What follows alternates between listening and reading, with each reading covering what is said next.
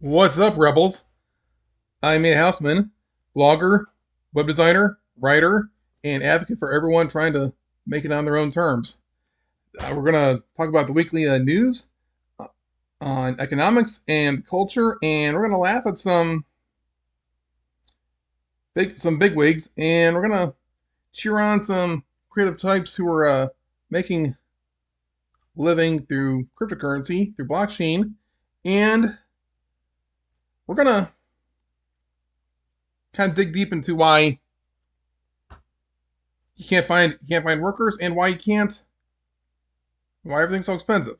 So let's start with what everyone's talking about.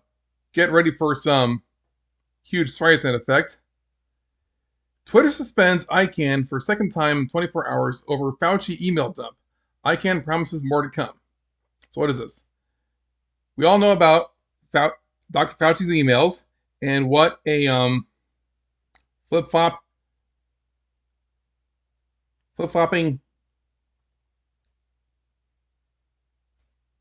wither vein following bureaucrat he is.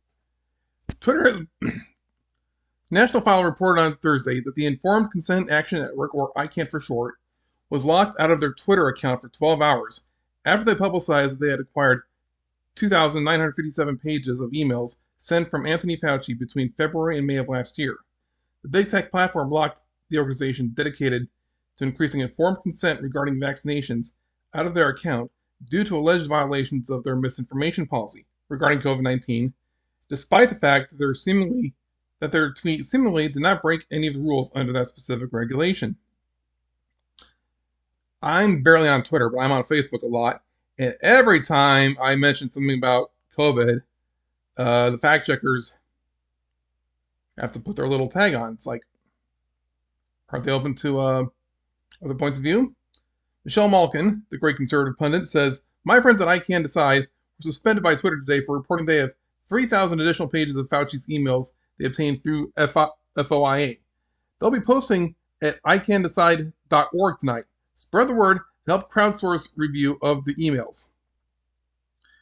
Speaking exclusively to National File, Del Bigtree, the founder of ICANN, said it was ironic that Twitter shut down their account, given the emails that were to be published were obtained using the Freedom of Information Act, a piece of legislation designed to allow the public access to otherwise hidden government information.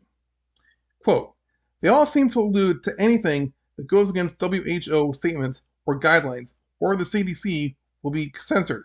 I think that number one, the WHO is not an American agency, so I find that very troubling that we have Americans and an American company that is referring to an international or foreign body for how we communicate in this country. I think this is a very dangerous precedent. We are being told now that questioning a government agency is illegal, or misinformation, or dangerous information. That's exactly the point of journalism, especially in the United States of America. Our founding fathers referred to the news or the media as the fourth estate, or the fourth branch of government. Thomas Jefferson, John Adams, they all wrote about the importance of journalists being completely free and to never shy away from asking the hard questions of government agencies and industries. I don't think anyone's under the impression that our government is run by total, immaculate moral beings. And so to have the criteria be, you've got to be in agreement with our government, goes against everything that our Constitution in the United States of America and the Bill of Rights is all about, especially when it comes to free speech. So, thank goodness for the internet. Thank goodness that ICANN has their own website. So, let's see here. What is that web address?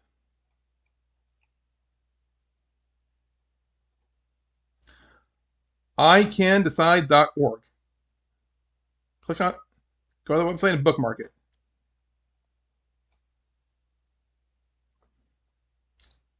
So not everything is going great for Dr. Fauci.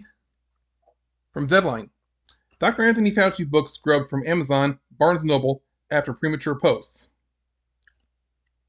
Amazon and Barnes & Noble have apparently taken down a new book by Dr. Anthony Fauci, the director of the U.S. National Institute for Allergy and Infectious Diseases and the chief medical advisor to the president. Fauci's 80-page book, 80 pages, that's all? All right, I can write one of those in probably 2 weeks. Fauci's 80-page book, Expect the Unexpected, 10 Lessons on Truth, Service and the Way Forward, is expected to be released by National Geographic Books on November 2nd. On Tuesday, the book was posted for pre-sale online at $18. It ought to be like $9.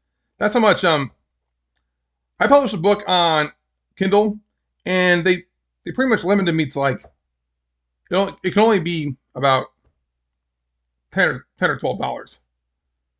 And that book was like, I think like 100 pages. It was an ebook on a digital marketing, which you can buy on my own website. I'll mention that. I link in the description.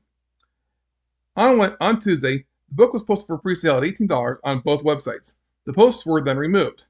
National Geographic Books confirmed the removal to DailyMail.com, which reported the book sale had been posted accidentally and prematurely. The book was developed by National Geographic Books in connection with an upcoming National Geographic documentary film about Dr. Fauci. He will not earn any royalties from its publication. The book features interviews that Fauci has conducted during his 34 years as the director of the National Institute of Allergy and Infectious Diseases.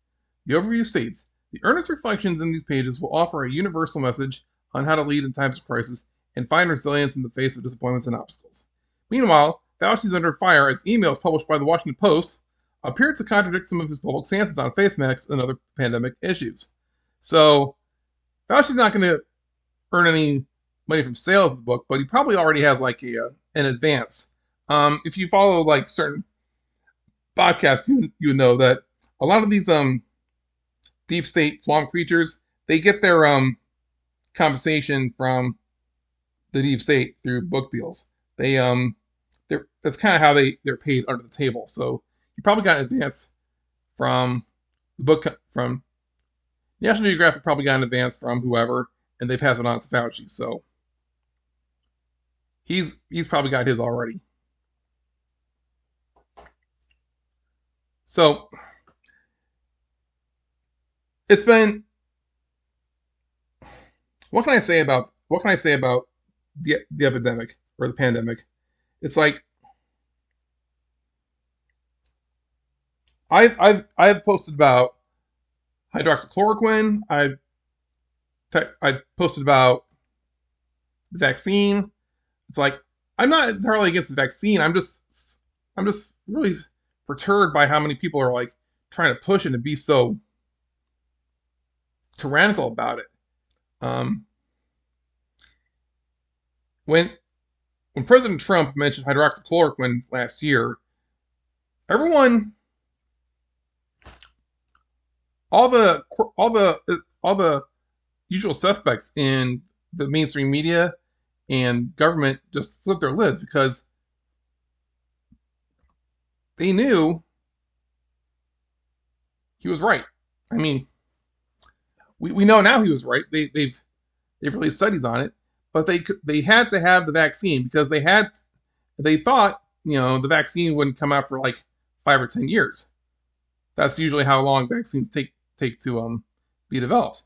They wanted to drag out the pandemic, and it's usually a cover for something else that we'll talk about a little later. Switching gears from activist posts, the global elite used 3 giant financial companies to control 88% of the corporations listed on the S&P 500. So what it says is like three huge financial firms control so many corporations. It's you kind of wonder why so many companies are like moving, promoting the same type of politics. Well, they're being coordinated. Let's read here. There is no question that large corporations absolutely dominate our society today. They control what we eat. They control what we watch on television. They own most of the stores that we shop at. They provide the energy that our nation depends on, and they make almost all the products that we use. Tens of millions of Americans make a living by serving these colossal firms. And at this point, some of the biggest corporations are larger than many small countries. But of course, corporations are at the top of the food chain. They have owners. And there are 3 giant financial companies the global elite used to control 88% of the corporations that are currently listed in the S&P 500. The three financial companies that I'm talking about are BlackRock, Vanguard, and State Street. According to CNN, those companies have a combined $15 trillion in combined assets under management. But that's actually an old number. This author wanted to come up with a newer number, so we started digging. According to Wikipedia, BlackRock had $8.67 trillion in assets under management as of January 2021. Vanguard is nearly as big. According to Wikipedia, Vanguard has $6.2 trillion in assets under management as of January 2021. While not as large as the other two, State Street had $3.1 trillion in assets under management as of the first month of this year. So adding those numbers up, the big three had almost $18 trillion in assets under management in January 2021. Now that number is almost certainly quite a bit higher by now. That's a giant pile of money that is almost impossible to imagine. Sometimes people forget just how much money $1 trillion is. If you were alive when Jesus was born and you spent $1 million every single day since then, you would still not have spent $1 trillion yet. Effectively, the big three represent the largest ownership blocks in 88% of the companies that are listed on the S&P 500. Combined, BlackRock, State Street, and Vanguard are the largest owner of 88% of the S&P 500 companies, according to a paper published Tuesday by the American Economic Liberties Project, a group that launched in February taking aim at what it sees as excessive corporate power. For instance, the big three hold leading stakes in companies including Apple, JP Morgan Chase, and Pfizer. Being the largest owner of a publicly traded company doesn't mean that you can do whatever you want, but it does give you enormous power. For example, last month, BlackRock and Vanguard were instrumental in installing 2 new members on ExxonMobil's board of directors. BlackRock and Vanguard were among the major shareholders whose votes helped install 2 new members of ExxonMobil's board of directors, dealing the oil giant a major defeat in the election of board members at this year's annual shareholders meeting. ExxonMobil did not want these new board members, but now they have been forced to take them. And these new board members will help ensure that ExxonMobil becomes more fully aligned with the climate agenda of the global elite. For those in the global elite, it is much easier to use money and power to enact change through corporate structures than it is through various governmental bodies around the globe. In fact, many would argue that in 2021, corporations have far more of an impact on our day-to-day lives than any governmental entities do. Unfortunately, we can't do much to alter how those corporations behave because they answer to their owners. At this point, one of the reasons why it seems like so many corporations have a similar culture is because so many of them are controlled by the exact same people at the very top. If you do not conform, you're a lot less likely to be hired by one of these corporations. And if you do get hired, you're not likely to rise very far through the ranks. We need to start talking a lot more about corporate tyranny, because even though governmental entities may still claim to protect liberties and freedoms, the truth is those who reject the culture that is being pushed on them by the global elite will be increasingly marginalized on the fringes of society. America's founders were very suspicious of all large concentrations of power. Today, wealth and power are more concentrated in our society than ever before, and that's not a good thing. In fact, this is an existential threat to our way of life, but not that many people are focusing on this. And don't expect our politicians in Washington to do anything. They want to keep the campaign donations flowing, so very few of them are ever interested in confronting the big money interests on Wall Street. Hear, hear. So, if you're in a dead-end job, if you can't climb the ladder without, I don't want to say the word, you're playing out of luck. So that's why so many people have switched to like self-employment. That's why I am so big on self-employment. It's like there's terrible forces at work here. So I found this article from Merchant Maverick, top 7 equity crowdfunding platforms for businesses and entrepreneurs. This is from December of last year. There are ways of getting around the corporate structure. You know, if you have a startup or if you have a small business, you can get funding through creative alternatives like this. So it takes money to make money. It doesn't matter if you're in the beginning stages of launching your business or if you've been in the game a while. Capital is necessary to ensure the success of your business. Of course, there are loans, lines of credit, and other traditional types of funding available at your bank through an online lender. But there's another option that should be on your radar: crowdfunding. If you're only loosely familiar with the concept, you might think of GoFundMe's brand of medical and charitable crowdfunding. You may also think of reward-based crowdfunding platforms like Kickstarter and Patreon, which entrepreneurs and artists solicit funds from backers in exchange for a physical product or any exclusive creative content. What if I told you there exists an entirely different form of crowdfunding, one in which entrepreneurs and startups receive funding from backers in exchange not for gifts or products, but for an equity stake in the company? A crowdfunding campaign in which the backers are investors. And in this article, they're going to look at equity crowdfunding, what it is, and who would benefit from this type of funding. So they've listed several companies here. There's WeFunder, there's EquityNet, there's Crowdfunder, Fundable, AngelList, and equity crowdfunding is a way to raise capital to start or grow your business. Investors invest money in a business in exchange for equity, typically in the form of shares in the company. So an investor receives ownership in the company, and in return, the company receives the capital it needs to launch or expand. This varies dramatically from rewards crowdfunding, in which investors offer some sort of reward, like a discount or free product in exchange for the investment. Aside from what the investor receives in exchange for their money, another primary difference between equity crowdfunding and rewards crowdfunding is how much money can be raised. Typically, equity-based crowdfunding is best for entrepreneurs and companies that need large amounts of capital to start or grow their businesses. An equity crowdfunding platform is an online platform that allows you to pitch your business to potential investors. These platforms typically require a fee for the service, but in exchange, they will allow you to post information about your business so you can connect with investors to meet your financial goals. This is basically investing from the ground up, from the grassroots. So if you're like an average business or small business owner, or if you're looking for like an investment opportunity rather than the stock market, look at one of these companies. So the link is the website is Merchant Maverick. Look for the title Top 7 Equity Crowdfunding Platforms, or just Google equity crowdfunding. All right, let's take a look here. Do we have any super chats? Not even sure how I would look. Nope, that's fine.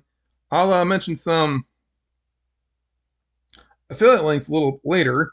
So if you want to support my channel and my podcast, you can click on those links for products, and I'll get a little commission. I'll mention them a little bit later. And you can also go to my website, natehausman.net, and work with me. I've got a t-shirt shop. I have a book for sale, which I try to sell through Amazon, but I prefer to do it on my own. And you can also hire me to do your consult with your own business. Moving on.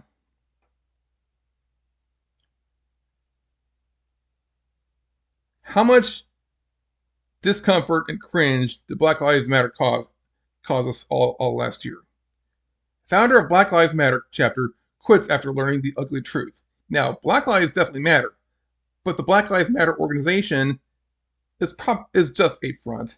It's a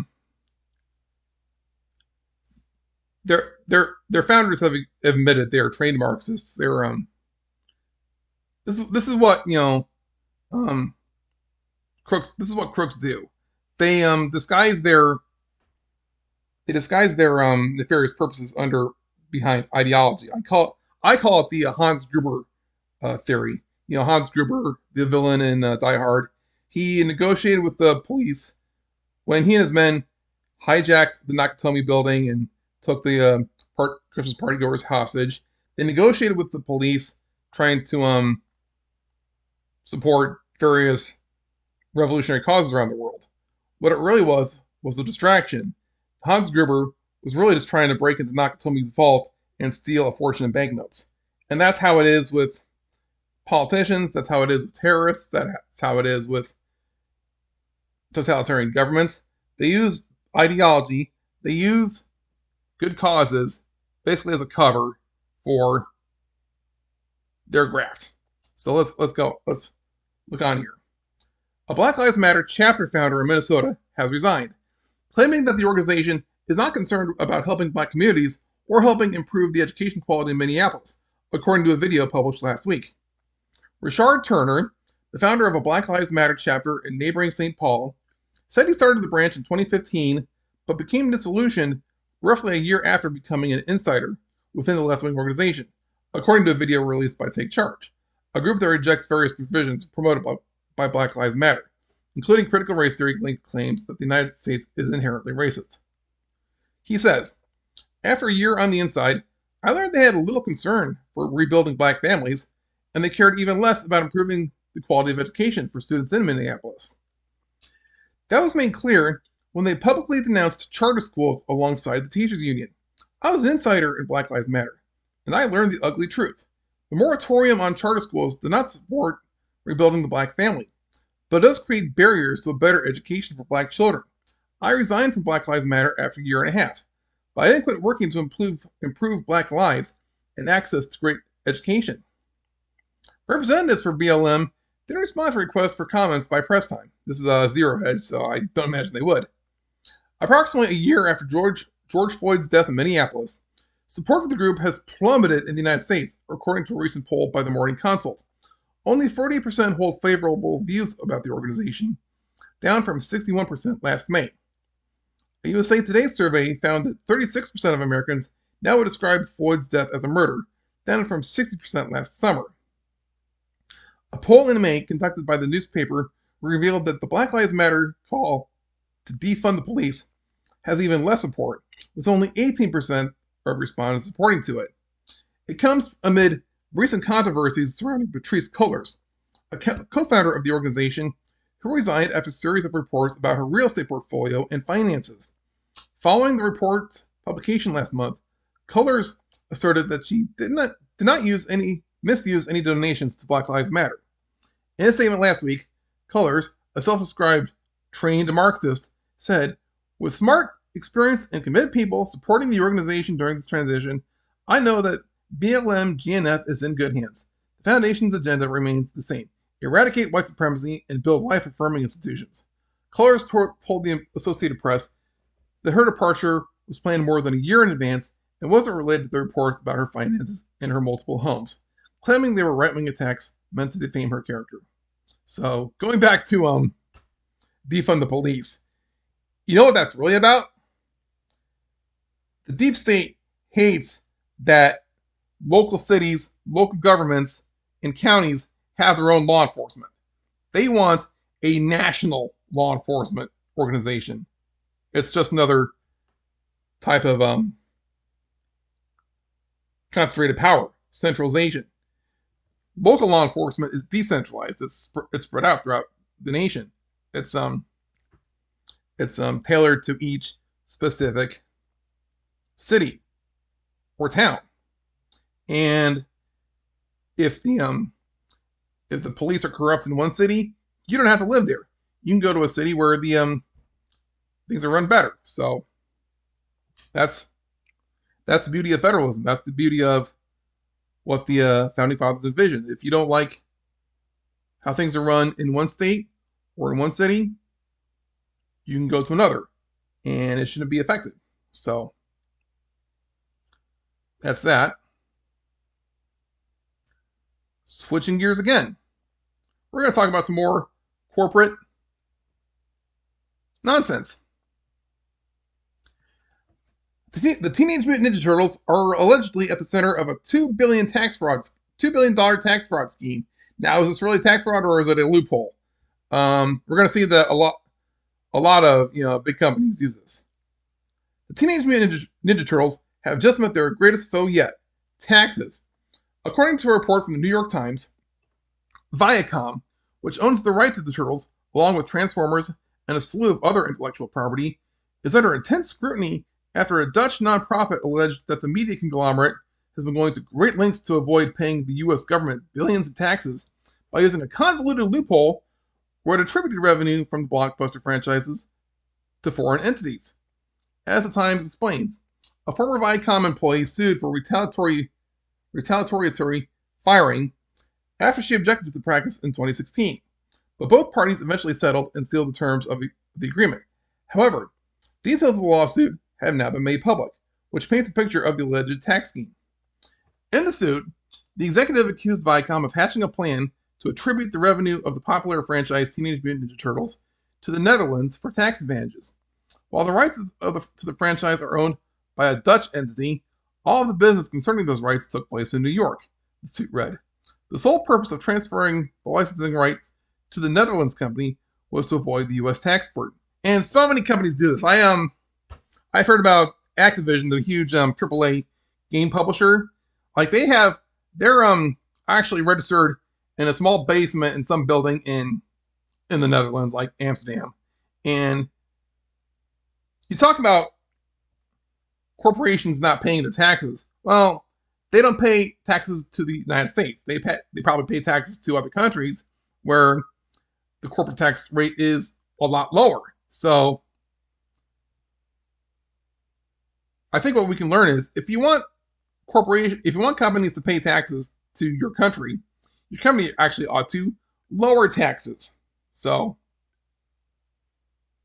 sounds counterintuitive, but so many things are. The study noted that Viacom transferred its intellectual property rights to a subsidiary in Britain in 2015 while keeping the Dutch entities operating as a sub-branch of the British unit as the jumping-off point for selling foreign rights. The transfer, essentially a sale from one Viacom subsidiary to another, created a tax benefit, the study said. The transaction was worth $1.8 billion, according to company records, cited by the study, a sum that can amortize over many years. So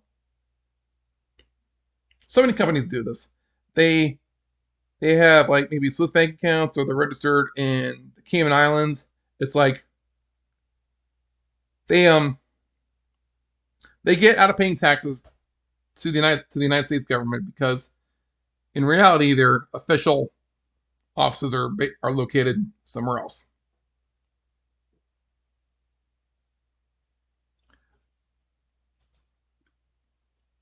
More Hollywood nonsense. China box office. F9 falls 85% amid weak reviews and John Cena controversy. This is the latest Fast and Furious movie. Chinese filmgoers have hit the brakes on Justin Lin's F9. The Universal tentpole downshifted 85% in its second weekend, earning just $20.8 million compared to its $136 million roaring opening weekend. After 2 laps, the Vin Diesel John Cena action flick has totaled $185.3 million. That's slightly ahead of where the franchise spin-off Hobbs and Shaw was sitting at a similar point in its China run, but far weaker than the preceding franchise mainstays Furious 7 and The Fate of the Furious, which topped out at $390.9 million in 2015 and $392.8 million in 2017, respectively. The Chinese ticketing app Maoyan currently projects F9 to finish at $211.9 million. Certainly not a number to scoff at, but far inferior to the franchise's recent heights, especially since China's theatrical market is back to full earning capacity. So China's movie theaters are open. I wonder if they know something that we don't. Whether John Cena's humiliating Taiwan-China gap has anything to do with F9's weak legs in the Middle Kingdom, in China, is difficult to determine. The Chinese market tends to be far more front-loaded and sensitive to real-time word-of-mouth than most territories, and F9 has been hit by withering reviews from the start. Its social scores are 7.5 on Maoyan and 5.5 on Douban. I'm probably getting that wrong. Lower than most major titles released this year. Still, earlier in its run, the film was forecasted to earn significantly more. and Cena's public relations debacle certainly hasn't helped. The former wrestler referred to Taiwan as a country during a promotional interview, and then issued a groveling apology to outraged nationalistic Chinese fans, for which he subsequently was widely derided in the West. The Japanese anime import Stand By Me Doraemon Part 2 opened in second place with 1.63 million, topping Paramount's horror sequel A Quiet Place 2, which debuted with 15 million, according to the data from Artisan Gateway. John Krasinski's directed sequel has been met with a somewhat middling response from critics and filmgoers in China, despite generating strong reviews in the United States, but still tracking closely to its predecessor, which opened with 17.5 million and finished with a 34.5 million. So, and it goes on to talk about the other movies in China. Basically, everyone hates everyone hates it when you just look weak and you beg, and that's what John Cena did. And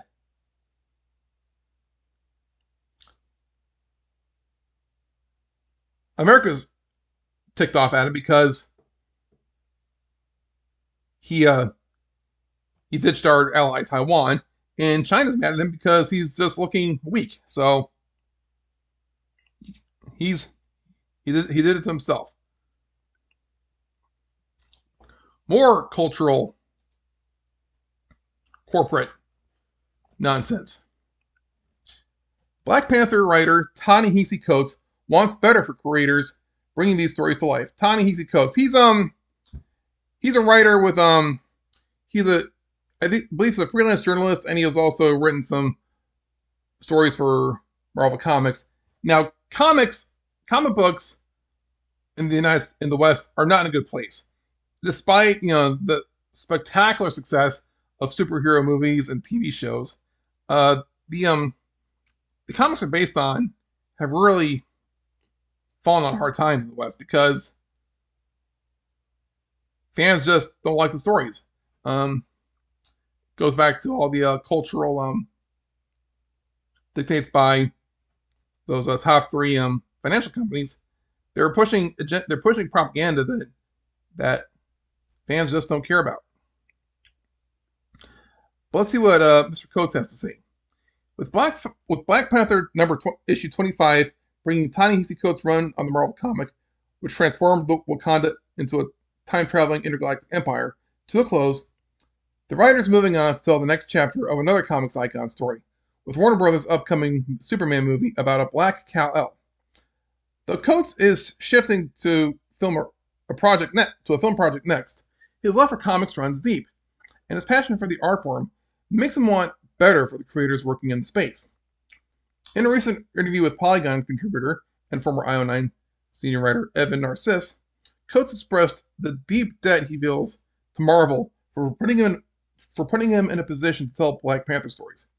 But Coates also explained how he's cognizant of how the entertainment industry that turns these stories into multi-billion-dollar multimedia franchises aren't always supportive of the creators behind the comics that their adaptations are based on.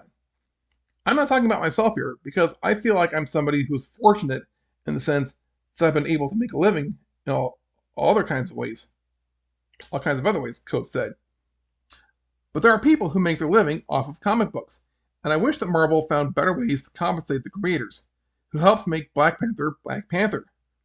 I wish they found better ways to compensate the folks who made Captain America Captain America. Ed Brubaker and Steve Eppling's The Death of Captain America arc was a story that Coates looked at as an example of the kind of fleshing out and deepening of classic characters that he wanted to achieve in his own run on the Captain America series. Brubaker himself recently spoke about his experience watching his take on a comic book character be adapted into the centerpiece of a live-action movie franchise whose profits he scarcely benefited from despite playing a pivotal role in its creation. In Coates' view, Brubaker's Winter Soldier defined the character and set the blueprint for his live-action MCU counterpart, recently featured in The Falcon and the Winter Soldier, and brings about some logical thoughts. I wish they found ways to compensate the author of the greatest Winter Soldier stories that you're ever going to read. I don't love that there's a Falcon and Winter Soldier show on TV. I'm hearing from Ed Brubaker that he can't even get in contact with. I just don't love that. I don't love that. Look, I had a great time. I had tremendous time writing for Marvel. I'm indebted to Marvel, he said. I love my editors. I have great people working with me. The corporate side of this, though, is not pretty. How you treat people who create the basis for this, I don't love it. He continued, but to have that, and to have him bleed into that book, to have Steve Epstein bleed into that book the way he did, to see folks making billions over top of billions, and for Brubaker to say he can't get a phone call returned, I don't know what the relationship will be like in the future, but as a creator, you think about that. You think about how people treat other people. Though this is the nature for hire work, where the IP created ultimately belongs to the company that owns the rights to the characters, it's an aspect of the industry worth considering as publishers and studios alike continue to turn these stories into big screen and streaming spectacles for audiences to consume. So, Marvel and vicariously Disney own Black Panther, they own Winter Soldier and Captain America and Spider-Man and the X-Men. And they are, and the writers and the artists who make these comic books are basically work for hire. They get their paycheck and that's it. So, is there a better way? Well, let's look at NFTs. Next story. Come on. From CoinDesk, this is a very good, very prolific cryptocurrency website. Artists who now make a living because of NFTs. Squirter, a 24-year-old Filipina fine artist based in Davao, Mindanao, the Philippines' southernmost group of islands, has earned 100% of her income in crypto since 2018. Between making, minting, and selling her creations via non-fungible token marketplaces, and writing blogs about her art to earn rewards on Hive, formerly known as Steam, she has stayed financially buoyant despite the coronavirus economic fallout. In September of 2020, she took a portion of her savings in Hive and ETH. That's the second biggest cryptocurrency after Bitcoin. She bought a brand new iPad Pro, a coveted tool of the digital art trade that she'd yearned for since 2018, and a massive upgrade from the $50 tablet that she'd previously been using to make her art. She also placed her old run-of-the-mill laptop with a much faster, more powerful Asus device built specifically for running complex graphics and capable of powering her frequent trips into the virtual world Decentraland, an increasingly popular hub for creatives and collectors. Recently, some opponents have criticized the NFT crowd's exuberant rhetoric of artist empowerment.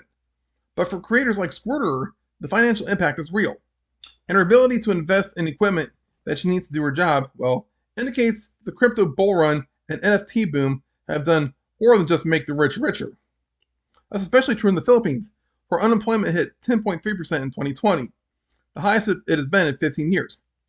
As a result, consumer spending all but diminished, and GDP contracted almost 10%, with women and young workers among the hardest hit. In March, the economy had cautiously begun to open, but then a spike of new cases of COVID-19 sent much of the nation back into strict lockdowns, wiping out millions of recently reinstated jobs.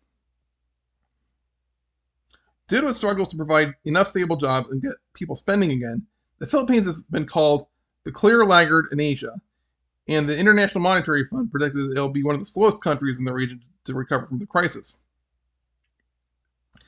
As a sufferer of PTSD, Squirter's art reveals her personal turmoil: a lightweight wheelchair, a fluid bag, an intravenous drip, a faceless nurse towering over a small child in a hospital gurney.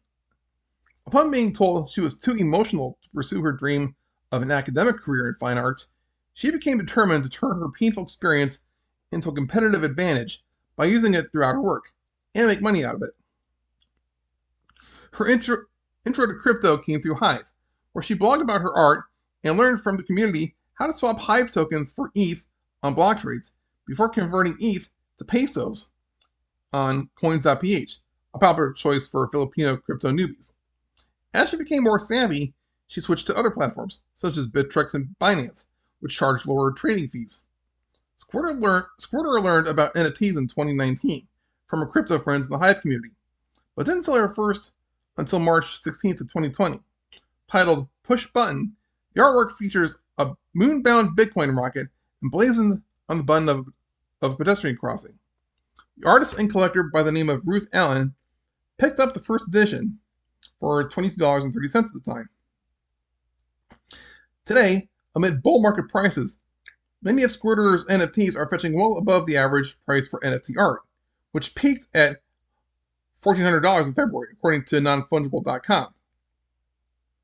Her buyers are from all around the world, including the Museum of Crypto Art, Gabby Dizon of Decentraland's Philippine-focused art gallery, Nera Gallery, and the author of the article. When I asked her for Tu Gui on Jimmy Song's accusation that NFTs are just bribes by the Ethereum network to spruik its own blockchain and exploit vulnerable artists, Squirter said, "If you think artists are being exploited in a decentralized place, you don't know a thing about the traditional art market." To explain the importance of transparency in her industry, Squirter recalls the situation where an art gallery took one look at her physical paintings on consignment and resold it without notifying her. But what irked her the most was that the buyer had tried to reach out to her via Facebook during the purchasing process, wanting to establish a direct connection with the artist. But the gallery explicitly said it was not allowed and forbade Squirter from engaging with buyers. Personal experiences like that helped Squirter recognize the blockchain's usefulness in making all transactions public, immutable, and verifiable. Since joining Hive back in 2018, she's also appreciated the importance of decentralization and anti-censorship, as she's seen other photographers and artists banned on mainstream platforms for posting their nude art. Now, whenever she mints an NFT, she says she feels empowered because her buyers are transparent. She knows how much her pieces sell for on the secondary market. No one can remove or revoke her work, and she enjoys royalties on resales too. Plus, with everything automated by smart contracts, there's no chasing, debating, waiting, or wondering. She also values the chance to make a direct, deep, and authentic connection with her buyers, free of interference by gatekeepers and middlemen.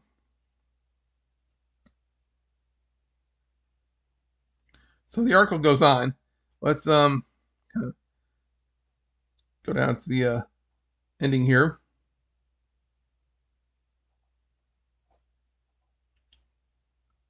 Knowing the volatility of crypto markets, the concern is that soon these artists will be the ones left holding the bag once the bottom falls out of the NFT market. But Squirter says she's not worried, at least not yet. Right now, she only sees NFTs getting more and more popular.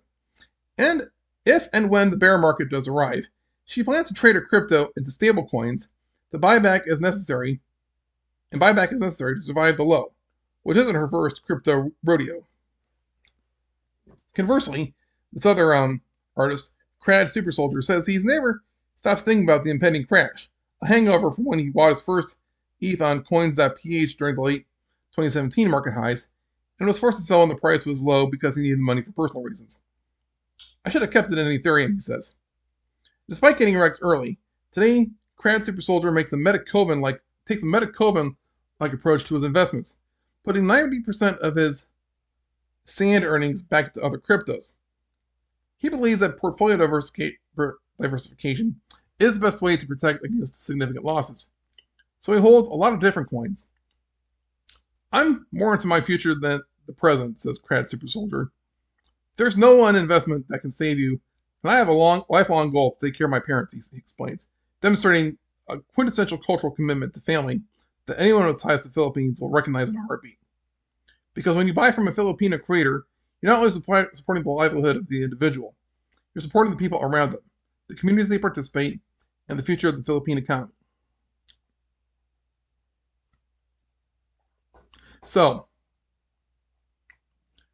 blockchain technology, cryptocurrency, NFTs, decentralized apps, they are an escape valve from the centralized corporate power structure. They are alternatives. One exciting feature of blockchain platforms like Ethereum is something called a decentralized autonomous organization, or DAO for short. These are basically corporate organizations that aren't run by people. They're run by smart contracts and rules, and no single person controls them. They're basically controlled by all the stakeholders in the organization. So anyone can buy into them and make decisions, and no one can really make changes on a whim. So that's what to look into. Do we have any super chats? Let's look. I don't think so.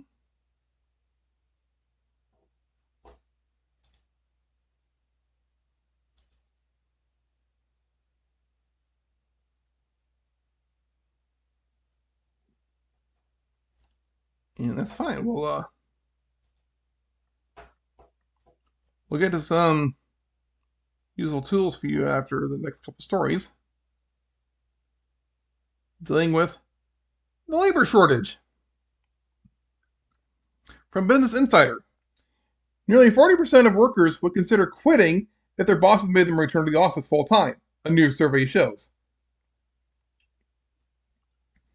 Some employees have enjoyed working from home so much that they'd rather quit their jobs than go back to the office full-time, a new survey found. Out of 1,000 U.S. adults polled in May, 39% said they'd consider quitting if their bosses weren't flexible about them working from home. The Morning Consult survey was first reported by Bloomberg. The survey reported that 49% of respondents who said they'd consider quitting were millennials and Gen Z, i.e. adults born after 1980. Many global companies are embracing a hybrid work model as staff start to return to offices post-pandemic. Finance giants, who are known for having a strict work culture, are now adopting more flexible work models. Some have redesigned the workplace for more collaboration and keep solo tasks for remote working.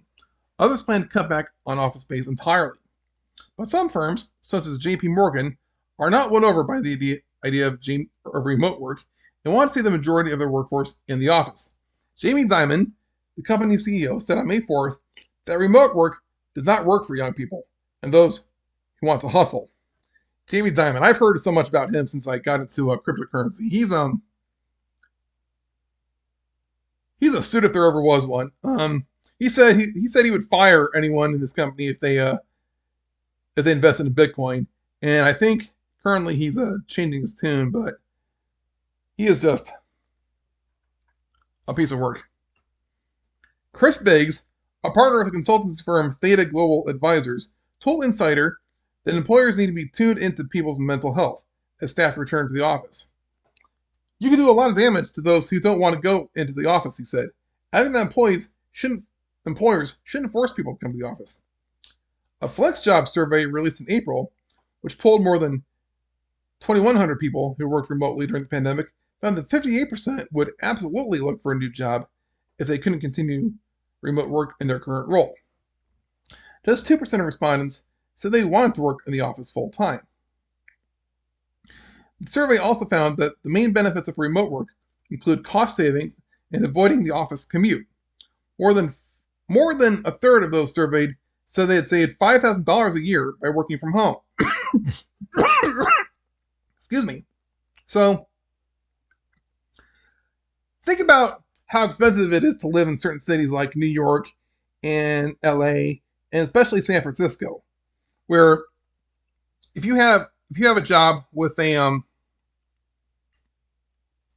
you have an office job with your employer there, you're basically kind of in a captive real estate market. If you can work remotely, you can work from anywhere where the housing market's okay. So many people are leaving the big cities where it's so expensive to wherever. Add to that all the defund the police talk, and I really don't see much of a future for a lot of these big metro areas. You know, I saw the quote once, I couldn't find it again, but to paraphrase Thomas Jefferson, he predicted, if Americans ever grouped together in big cities like the Europeans, Americans would be as corrupt as the Europeans. So this is a great thing. You know, Dr. Steve Turley, I followed him for a while on YouTube. He says we're moving away from what we used to be called a mass society into a network society. If you ever wanted to get into finance, you'd have to live and work around Wall Street. If you wanted to get into tech, you'd have to live and work around Silicon Valley. If you wanted to get into entertainment, you'd have to live in Hollywood. But now, because of the internet, you can work from anywhere. You can create your own content. You can work remotely. You can pick up freelance gigs from anywhere in the world and make your own living. You can live wherever you want. So there's going to be some resistance from the oligarchs, but decentralization is the way of the future. Although not everything is peachy keen in the world of the gig economy. Uber's prices and wait times are up because there aren't enough drivers to go around. If you used an app to call a cab in the last few weeks, only to find a smoking crater where your bank account used to be, you're not imagining things. Prices on ride-hailing apps are surging as the coronavirus pandemic recedes, and companies like Uber and Lyft acknowledge that a shortage of drivers is to blame.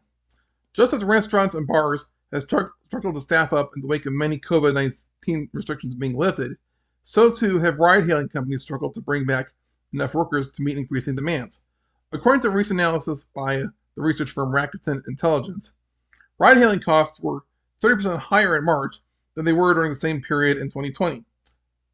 Because most ride-hailing companies use surge pricing models to cover their tracks and incentivize drivers when there's a supply and demand increase, those spiking costs have potentially been a boon to the drivers that are still on the road, likely to the detriment of customers' wallets.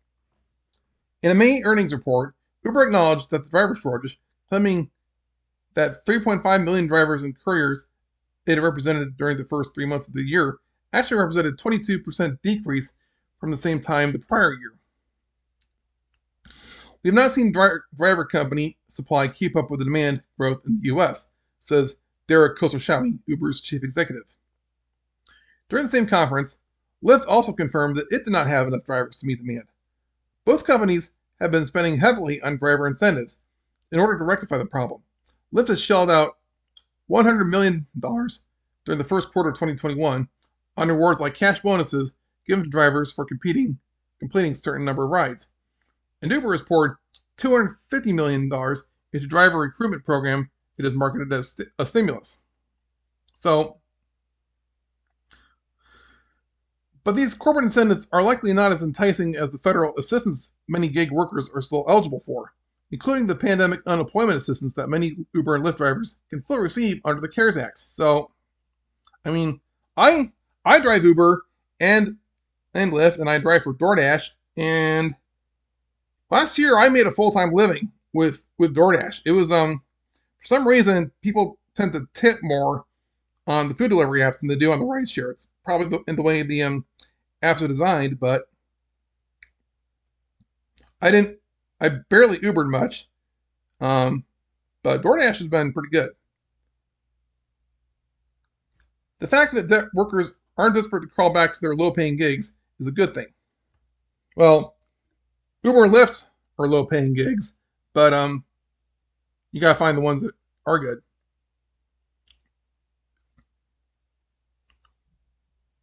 And this one reader commented, there are many reasons for the driver shortage, of which low pay is just one. Drivers are dealing with uncooperative riders. Many, like other workers in other fields, have found other jobs. Many can't find childcare. Car prices have dramatically increased, and many people's cars have aged out. Uber and Lyft have rules on the age of cars. Many drivers are losing money on car maintenance, and gas prices are way up. So, again, this depends on where you're living. Like, where I'm at in Iowa, gas prices they're probably below the national average. They've gone up, but it's not terrible. And I'm lucky that in Iowa, a lot of people tend to be pretty nice and pretty cooperative. We have that Iowa nice, culture here. But if you're in a big city, like if you're in San Francisco, if you're in LA, if you're in New York, it's like you can't make enough to live there. Just on just that one type of job there. So you need to be somewhere else. And that's the same for workers in any industry, whether it's restaurants, whether it's retail. If you're a frontline worker, there are certain cities that are just, they're too expensive to live in. So let's talk about ways to support this channel and this podcast or my business. I use a hosting company called DreamHost to host my own websites. Here's my blog, and here's DreamHost. They have there are lots of great web hosting companies, but DreamHost has really they won me over with their unlimited storage and data plans. If you get a if you get web hosting, you can start for as little as $2.95 per month.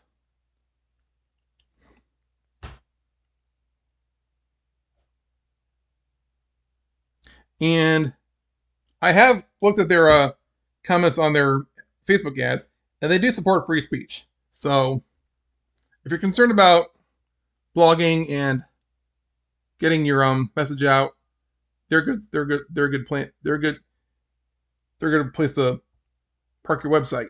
And you need a website. If you're in business, talk to me. Drop me a line on my own website here. I will help you build a website, and we'll use DreamHost, and I will get you set up to do all sorts of things. A website isn't just a marketing tool. It can accomplish so many parts of your business. Like it can book appointments for you. It can sell products for you. It can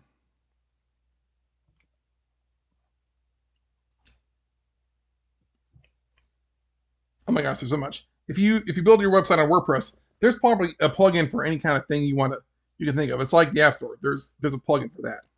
So get started on get started on DreamHost. Click the link in the description, and I'll get a referral bonus. And once you get started with DreamHost and install WordPress, you'll need a theme to make your website look cool. And I choose Elegant Themes. This is the company that makes the #1 best-selling premium theme in the world, Divi. Divi is the theme that I use to design my own websites. And what a theme is, it's kind of a framework for designing your website and making it look nice. So Divi has its own drag and drop page builder that lets you I should rather say point and click, but you get the idea. You don't need any code, or any code you need, you can basically look up on Google. You can get on Divi, upload it to WordPress, and build visually, and just look what you can make. So click on the affiliate link in the description, and you can get to work. And drop me a line because I can guide you to that. Moving on. We've got a few stories about the cyber attacks. It's like an attack every other week. If it's not a cyber ransomware attack, it's probably like a mass shooting, or it's like a trouble in the Middle East. Again, we thought we were past this, but someone had to get Trump out. Ha! All right. Cox Media Group websites hacked in ransomware attack.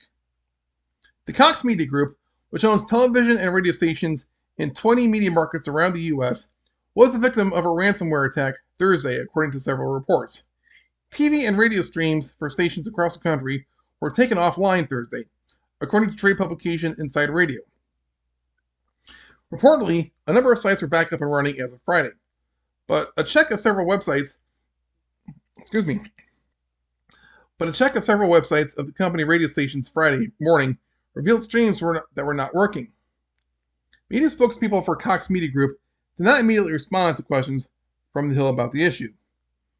Cox employees were told to turn off rate station computers or laptops immediately and not to access their Cox email accounts, FTV Live reported, and they were told to delete tweets about the outages.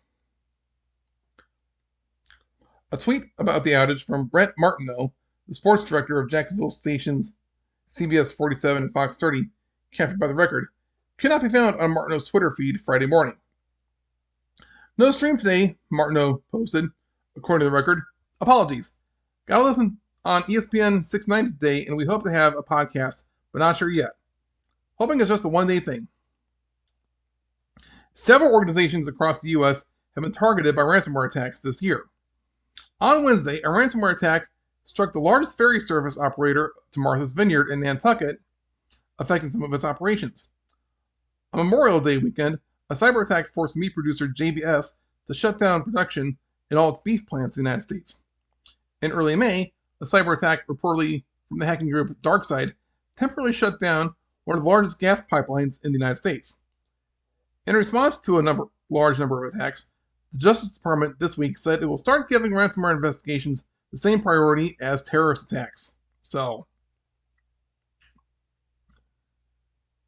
Colonial Pipeline paid the ransom, and the bad guys thought, hey, let's keep it up.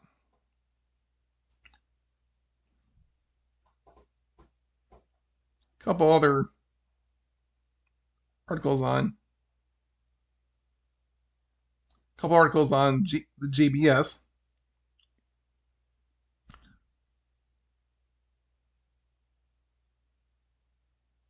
Hacking the nation's protein supply. So, hackers attacked JBS, a very big meatpacking company. There's a growing trend of cyber criminals going after bigger fish now, and ripple effects in the supply chain, said Derek Mankey, Chief of Security Insights and Global Threat Alliance's Fortinet's FortiGuard Labs. It's getting down to the producer level, and if they can hit that target effectively, it'll have an impact on the consumer. Not targeting the consumer directly, but it does have that consequence. JBS has a global supply chain that relies on connections as far apart as Australia, one of the largest sources of imported beef to the U.S. after Canada, to North America. The cyber attack led to temporary shutdowns of several plants in the U.S., though the company said many operations were coming back online Wednesday, and facilities shipping product again, easing concerns about pricing. The underlying cyber issues for the food sector, however, will remain. The meat processing industry has become highly concentrated among a handful of players, including JBS, which controls 20% of the cattle harvesting industry in the U.S., and it is an industry which has been behind on building its cyber defenses. Centralization attacks once again. So, this is like shooting the exhaust port on the Death Star. You know, if you've got your if you've got all your eggs in one basket, where you're on thin ice. You're skating on thin ice. A complex consolidated meat processing chain. The complexity built into the current global food supply chain can benefit consumers in keeping costs down and providing year-long access to items grown around the world, depending on seasonality. But that complexity also results in risks that rise to the level of critical infrastructure. For a hacker whose objective in a ransomware attack is to force payment, a food manufacturing and processing company like JBS, a centralized node in a consolidated industry, makes for a good target. If successfully attacked, the hack can result in widespread problems from the cattle on the pasture to the feedlots and into the grocery store. JBS USA says it has the capacity to process more than 200,000 cattle, 500,000 hogs, 45 million chickens, and 80,000 small stock, such as lamb, sheep, goats, and veal calves, per week. COVID exposed how the concentration in the meat processing sector could quickly create unexpected issues related to food security and pricing. The ability to deliver livestock to plants was cut off amid shutdowns for health safety reasons, and the supply chains were thrown out of alignment for weeks, hitting both the farms and the consumers. And the article goes on. Let's look at what Fox says.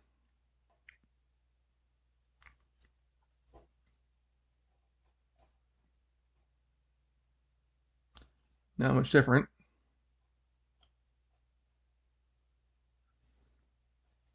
JBS cyber attack forces shut down all companies' U.S. beef plants. So, Brazil-based JBS, the world's largest meat producer, has shuttered all of its U.S.-based beef plants as of Tuesday while responding to a cyber attack. Let me just scan here. This one doesn't say anything different. Yes, looks. I think the the CNBC article was more recent. So.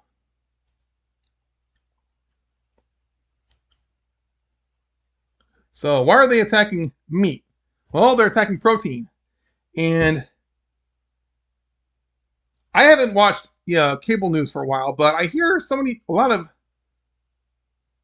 of reporters and stories are promoting eating bugs. So if you know anything about that, drop a line in the chats here. But June 2nd, FDA issues food allergy warning after CNN host eats cicada sushi. The U.S. Food and Drug Administration issued a warning on Tuesday against eating brood X cicadas because of their close genetic relationship with shellfish and seafood. Insects are an abundant and great source of vitamins and protein, but are not commonly consumed in the West due to their supposed ick factor. Yep, we have to say it, the agency tweeted. Don't eat cicadas if you're allergic to seafood, as these insects share a family relation to shrimp and lobsters. The announcement was posted to Twitter by the FDA following a CNN segment that aired on Monday, in which anchor Brianna Kyler ate a piece of cicada sushi prepared by Chef Bun Lai.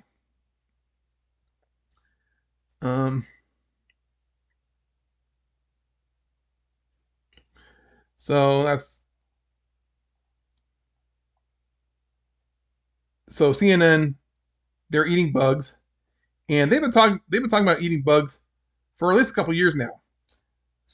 I think it was a Yellow Flash on YouTube. He mentioned this article from last year. And Popular Science, I think, retweeted it in the last couple weeks here. From Popular Science, they say, you should start eating bugs. Here's how. Entomophagy, the technical name for the more mundane eating bugs, has been around for ages. It's a cornerstone to different cuisines around the world, including those of Latin America, Asian, and African countries. But there's no sign of it in Western culture, and least of all in the US, where consuming insects is something you'd most likely see on Fear Factor. But it doesn't have to be. Insects are the basis of many food webs in nature, and are very rich in nutrients, including protein, and all 9 essential amino acids for human development, and can be delicious. Yes, you read that right. Bugs are actually tasty. So, this is posted April of last year, and this might have been around the time of the when the meatpacking industry was derailed by COVID, but the media's been pushing bugs a lot, or so I've heard. And why would this be? I mean, do they want? You keep hearing about meatless Mondays in schools. They don't want you to eat like red meat. They don't want you to eat pork. They don't want you to eat all the traditional protein sources from Western culture. It's like, do they have? Is their agenda that big or not? So, everyone's talking about how the Colonial Pipeline attack might have been a cover for rising fuel prices. Maybe this GBS cyber attack is a cover for something, and maybe this Cox cyber attack, this Cox Media cyber attack, is a cover for something. So we learned a lot about false flags in the last year because of COVID. So keep your eyes open. One thing all the cyber attacks have in common is they want their ransom to be paid in cryptocurrency. So could this be a snide FUD by the deep state? Top U.S. lawmaker presses big companies on ransomware crypto payments. Paying international criminals to unlock data will put an even bigger target on the back of critical infrastructure, says U.S. Rep. Carolyn Maloney. U.S. Representative Carolyn Maloney, Democrat from New York, wants Colonial Pipeline and CNA Financial to disclose the decision-making processes that let them pay cryptocurrency to recover data from ransomware attackers. In letters sent to the companies Thursday, Maloney asked for documents outlining how these victims decided to pay the perpetrators. Any documents or communications received from the attackers, whether any government agencies provided input, and whether the firms checked to ensure they didn't violate sanctions. I am extremely concerned that the decision to pay international criminal actors sets a dangerous precedent that will put even bigger target on the back of critical infrastructure going forward. In the letters, Maloney asked for all responsive documents that detail how the attack was discovered, whether the company sought external consultation about paying the ransoms, and documents detailing the decryption tools provided by the attackers. She set a June 17th deadline, giving the companies 2 weeks to gather these materials. The letters come as another high-profile firm, global meat producer JBS, begins recovering from a ransomware attack that occurred over the weekend. A spokesperson for the committee did not immediately return a request for further comment. Growing scrutiny. Thursday's letter comes as scrutiny towards around ransomware attacks and the crypto used to pay these ransoms ramps up in the U.S. government. Earlier in the day, the Department of Justice sent a memo to the state U.S. attorney offices and branches asking U.S. attorneys to file an urgent report if they hear of a significant ransomware attack. The DOJ is also coordinating ransomware investigations out of a central task force. John Carlin, acting Deputy Attorney General, told Reuters the goal is to find connections between different actors in an effort to mitigate the entire chain of attacks. Joe Biden has also directed the federal government to evaluate how it responds to ransomware attacks. This review will require the federal government to expand its cryptocurrency analysis tools, a White House spokesperson said. The House Oversight Committee held a hearing on ransomware payments in May, and has another scheduled on June 9th, to conduct a post-mortem on the Colonial Pipeline attack. Maloney is not a member of this committee, but has previously published a joint statement with Representative Benny Thompson, the Oversight Committee chair, saying they were disappointed that Colonial did not provide specific information about paying a ransom. So, it looks to me like someone... You keep hearing about cryptocurrency being used by criminals, by smugglers, by organized crime. The thing about the blockchain is, the Bitcoin blockchain is, it runs on a public ledger. You know, we talked in the NFT article in Arts, we learned that the whole system is supposed to be transparent. You know who the money is going to and who is sending it. You just have to look up their IDs. So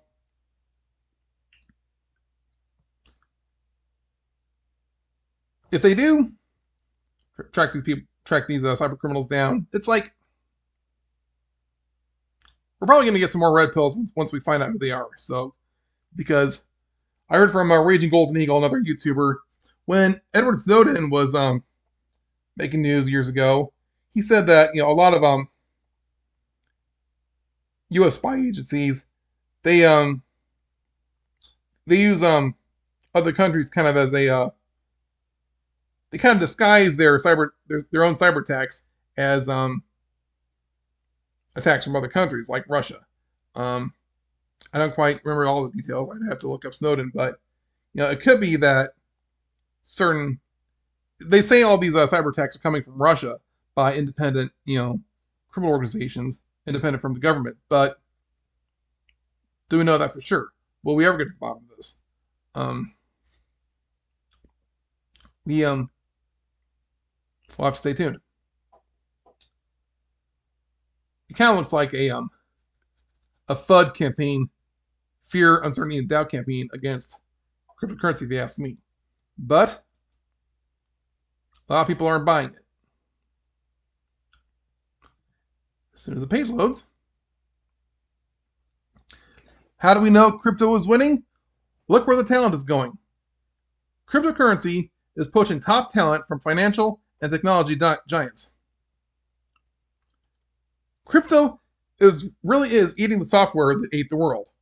This isn't just seen in the amount of capital being deployed in Bitcoin or DeFi, which might have gone elsewhere, but also in the human beings who choose to work in the industry.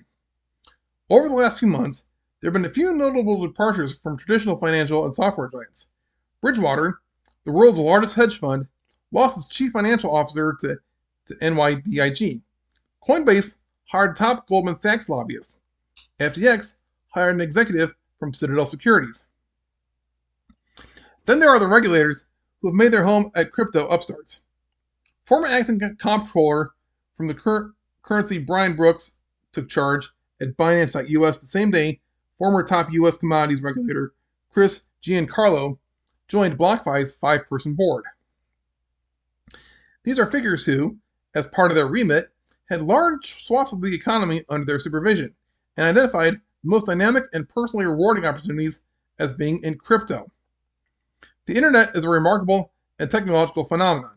It is by no means seen its course.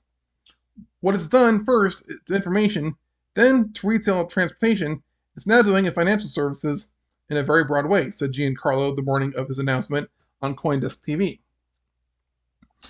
These human flows demonstrate the viability of what's being built in crypto. Capital deployment is a big indicator, and there are crypto projects doing big numbers. But that's all a calculated risk, a gamble, a hope for a yield in an economy where everything seems to offer returns. Tomorrow Tesla could announce it sold its Bitcoin hoard. Human beings taking jobs in crypto is different. It's stickier, but it also gives a peek into the industry's dynamics. People may be motivated by competitive salaries or startup equity, but they may also have harder to define motivations, such as a belief or a feeling that crypto is the future. The Bitcoin and crypto industry has the largest asymmetry opportunity in any industry, so it is not surprising to see thousands of people moving from legacy businesses to these disruptive upstarts, the influential Anthony Pompliano said over email. Pompliano kicked off a crypto jobs board 4 months ago to help place the experienced and inexperienced in open crypto roles. He says 50,000 people have already applied for positions, and as many as 20 people have been hired. Mike Wen recently left Apple to go all in on crypto. He says he followed a similar path for millennials. The Bitcoin to buy a fake ID in 2014, invested in the next wave in 2017, and started to get curious again in DeFi in 2020, and now he's hooked. NFTs were the first use case that both made sense to me as a consumer, but also was something I knew I would be passionate about working on, Wen said over an email. He's building a community-owned NFT platform, Gallery, and feels empowered by the core ideals of decentralization, self-sovereignty, and permissionless innovation that crypto embodies. So, this guy was from Apple, and he's moving into crypto. That means something. While he doesn't think most of his former colleagues will rush to join a crypto startup, or that decentralized collectives could ever truly compete on the hardware front with monoliths like Apple, Web 3.0 is where the real innovation is taking place. This relates to me so deeply because in my career, I've always been grinding, just waiting for the right opportunity. However, in crypto, the opportunity is out there, you just have to go out and grab it, said Wen. So, crypto is going to save a lot of people's money. I shared this video on my own blog earlier this week. A video by Crypto Casey, and I kind of broke it down. The Federal Reserve is in a financial crisis. There's so much money, so much cash, people don't know where to put it. And I broke it down. It's a very dense situation, but I broke it down into bullet points that you can read on my website. The article is Federal Reserve Financial Crisis. But what things get to is